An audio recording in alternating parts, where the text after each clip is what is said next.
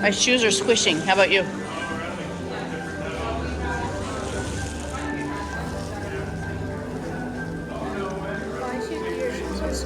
Yeah.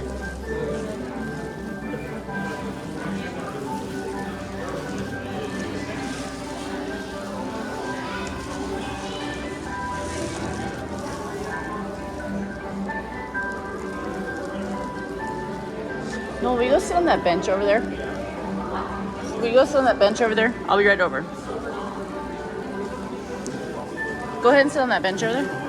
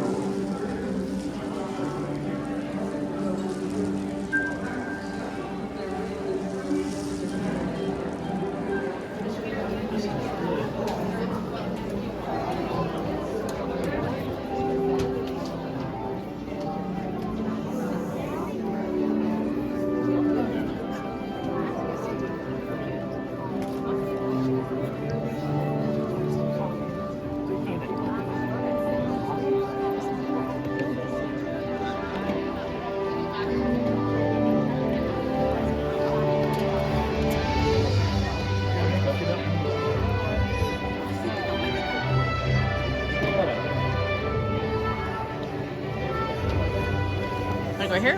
Right here? Let's go right here. What's up? Have a seat. Oh. Oh, yeah.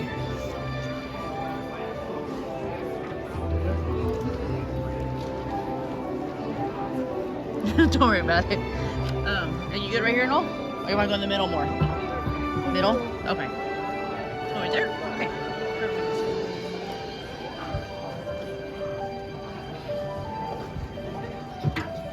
But you gotta sit in the seat, okay?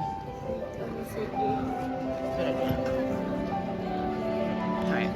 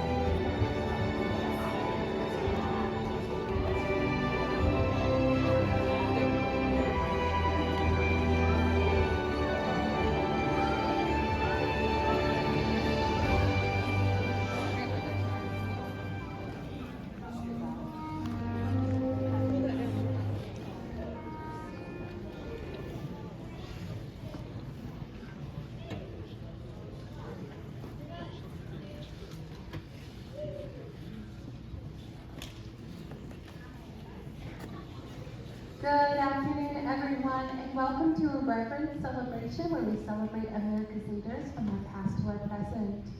At this time, I'd like to remind you that there should be no eating, no drinking, no smoking, no vaping, and no flash photography. Walt Disney World is proud to present the Hall of Presidents. Hi, David, my best friend.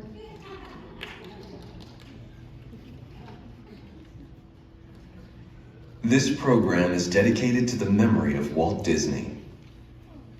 In 1971, his love for America inspired the creation of the Hall of Presidents, a place to celebrate the optimism and goodwill he saw at the heart of the American story.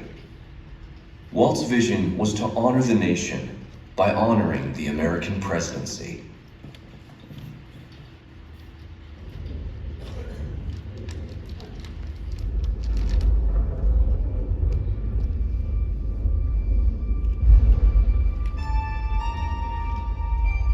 It is 1783, and the smoke is clearing in the wake of the Revolutionary War. Over the course of 8 grinding years, General George Washington has led a force of shopkeepers, farmers, and Native American allies to victory over the greatest military power in the world. A new nation has been born, independent and free.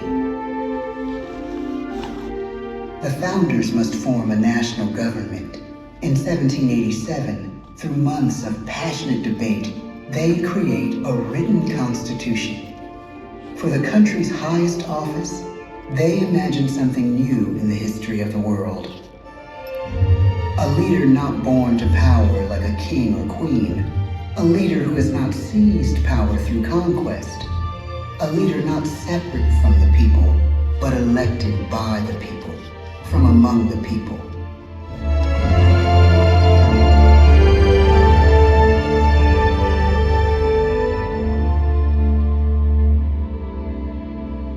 The people don't know exactly what a president will be, but there is little doubt who it will be. George Washington's stature and bearing have marked him as a leader. His integrity has made him a great one. Washington knows that many generals who have led successful revolutions make themselves dictators or kings. Instead, he steps down from power and retires to his home, Mount Vernon. The world takes note, and George Washington becomes the symbol of American ideals. In the first presidential election, it's Washington by a landslide. The only doubt seems to be his own. He writes, "Integrity and firmness is all I can promise. Integrity and firmness is exactly what we need." Everything he does as president will set a model for his successors. His final act may be the most important of all. After 2 terms, with no term limit in the Constitution and amid overwhelming support to stay in office, he steps down once again and hands power back to the people. He wants us to speak, to elect a new president. During the early years of the Republic, we choose leaders as different as Thomas Jefferson, John Adams, and Andrew Jackson. Elections are often bitter. Each president stands at that fiery intersection where personal character meets the challenges of the times. Some call the presidency a glorious burden. Jefferson calls it a splendid misery. We, the people, must choose well. We elect 15 presidents before the course of history brings us to the edge of a crisis like no other. A nation born of freedom still permits slavery. As the country pushes west, will new states be slave or free? The question produces bitter conflict. The issue rocks the election of 1860 and brings Abraham Lincoln onto the national stage. The tall, lanky, some say uncouth candidate from Illinois is a master of words at a time when speeches are printed in full for people to read. A house divided against itself cannot stand, he has said. With Lincoln's election, the House does indeed divide. Civil War. 11 states secede from the Union. The war becomes a defining passage in the American story. The the president's own inner strength and depth of character changed the course of history. Lincoln had come up the hard way, on the American frontier, desperately poor, with less than a year of formal schooling. His early years were scarred by tragedy, the death of his mother, his sister, his first love. He struggles with depression, but never loses his determination to rise above it. He once said he's driven by a desire to leave the world a little better place for having lived in it. The war rages. Lincoln fights to preserve the Union and end slavery. Neither is a sure thing. At Gettysburg, Pennsylvania, 6 months after one of the bloodiest battles of the war, the president dedicates a cemetery to the thousands of soldiers who died there, in words we can never forget.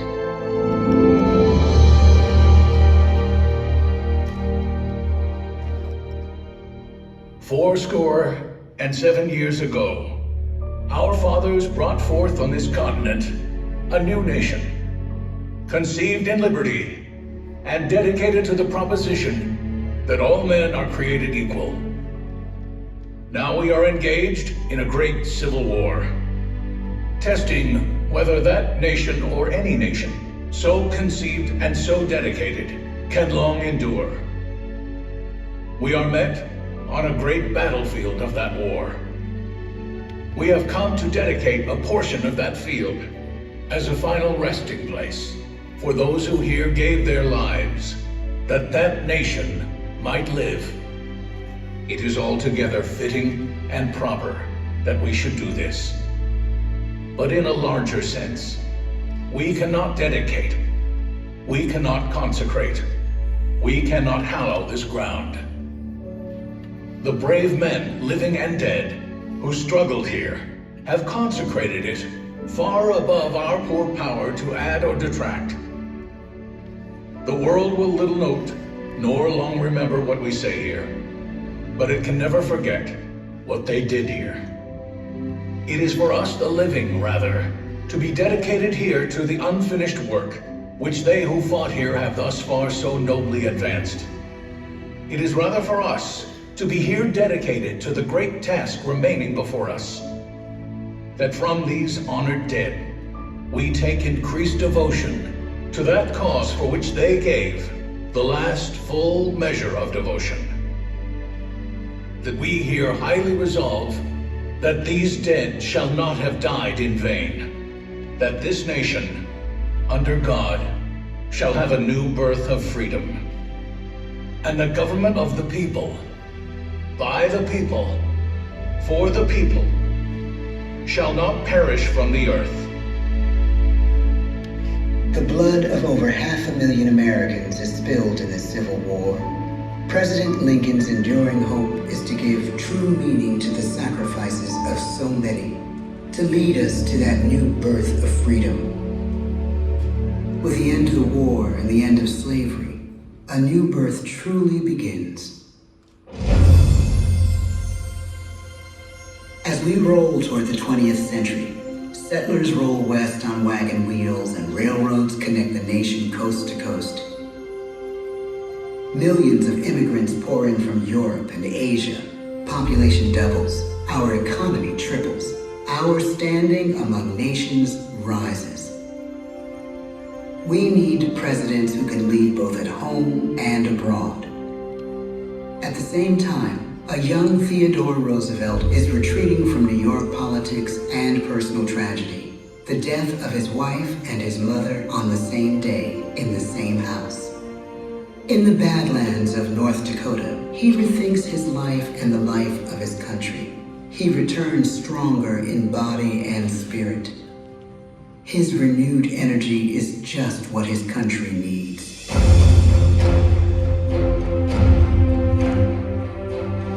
American industry is booming, but social tensions are rising. A progressive movement is bubbling up, pushing for change, and change is needed in the working and living conditions in cities. The gap widens between rich and poor. The demand for change grows stronger. Teddy Roosevelt force, and vitality in clear terms that make colorful headlines at a time when mass-market newspapers have become the new media. To define his foreign policy, he borrows a phrase from an African proverb: speak softly and carry a big stick. But his greatest accomplishments are made at home. He breaks up giant monopolies, protects workers' rights, and calls for a square deal for all Americans, rich and poor, capitalist and... every last and every one in the United States. He calls on America to be as great as the natural grandeur of its lands.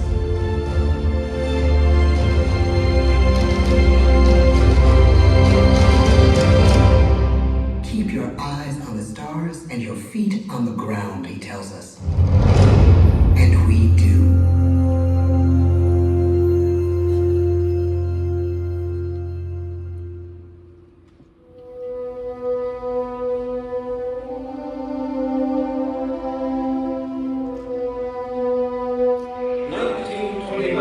The bottom fell out of the market.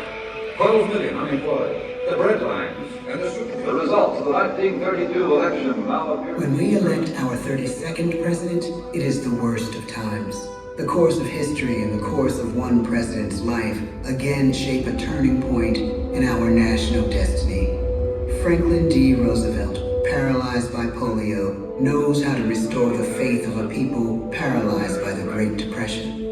I believe in practical explanation and in practical policy. He has found the inner strength his countrymen now need. He speaks to us like a friend, a neighbor. His optimism is contagious, his voice perfect for the latest breakthrough medium, radio. He calls us to believe we have nothing to fear but fear itself. And we do believe. Tonight's attacks on England are perhaps the most widespread of the war in the course of the day. But an even greater challenge dominates his final years in office. The Second World War.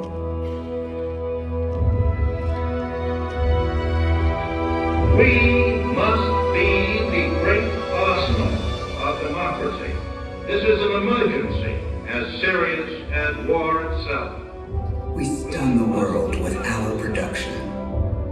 When bombs fall on U.S. troops in Pearl Harbor, he calls us to fight on the war front and sacrifice on the home front.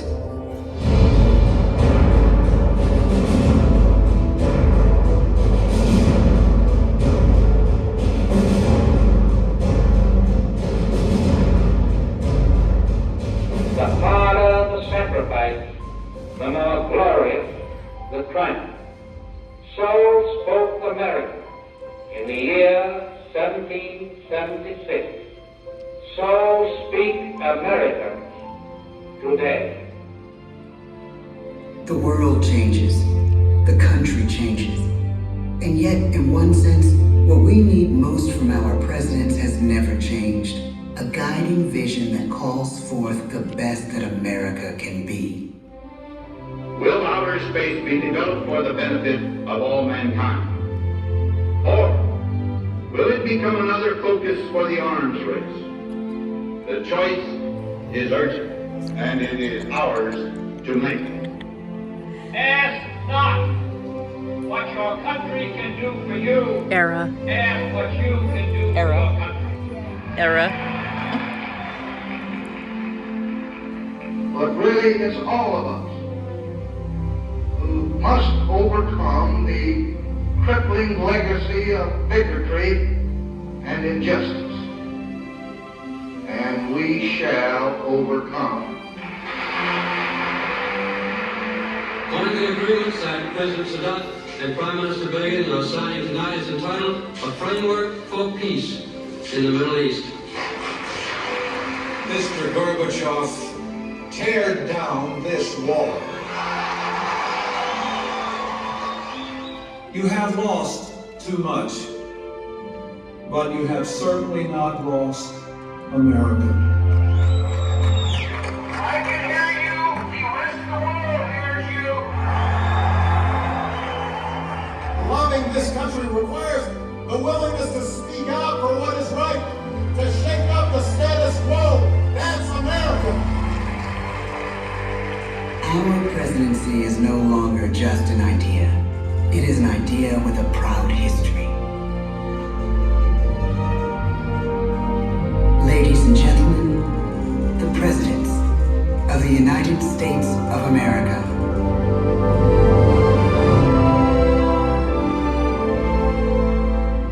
George Washington,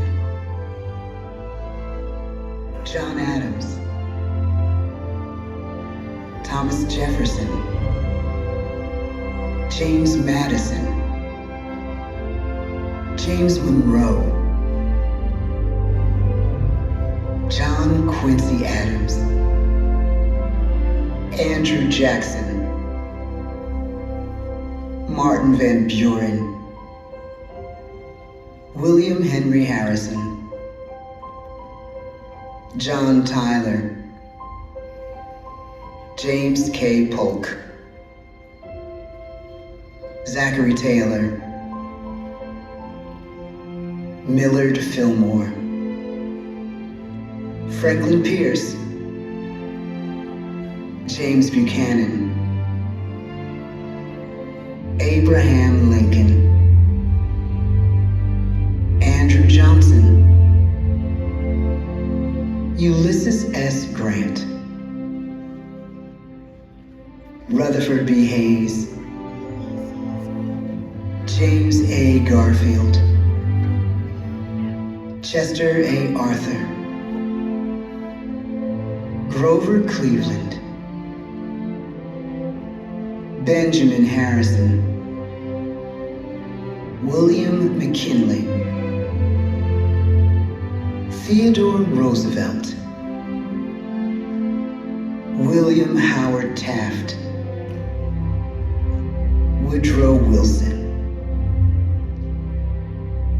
Warren G. Harding, Calvin Coolidge, Herbert Hoover, Franklin D. Roosevelt, Harry S. Truman, Dwight D. Eisenhower, John F. Kennedy, Lyndon B. Johnson, Richard M. Nixon, Gerald R. Ford, Jimmy Carter, Ronald Reagan, George Bush, Bill Clinton, George W. Bush, Barack Obama, Donald Trump.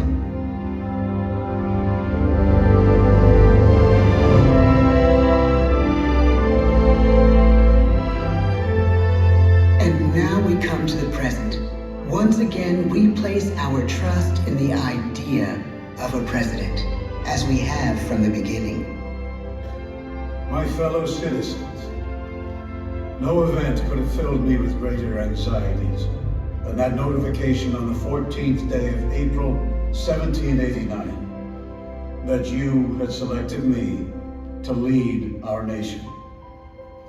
But it was with the confidence of my fellow citizens that I took an oath.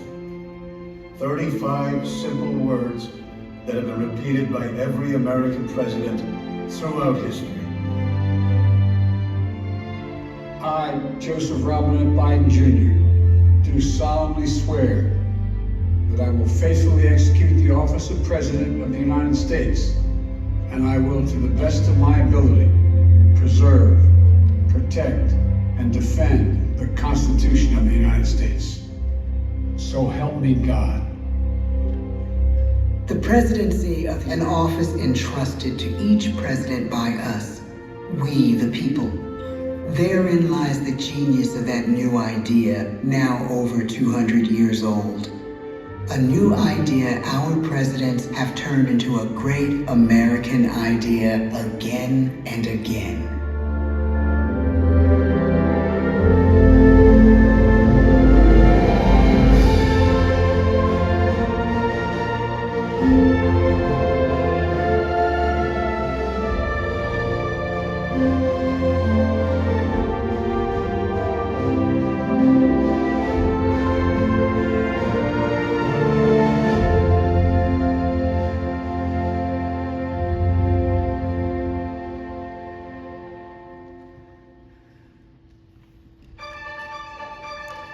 Well, thank you all so much for joining us. And next we'll be right over here to my left. So much interest. Check your pockets, make sure you have documents and that you have a magical rest of your day. That's gonna leave a bruise.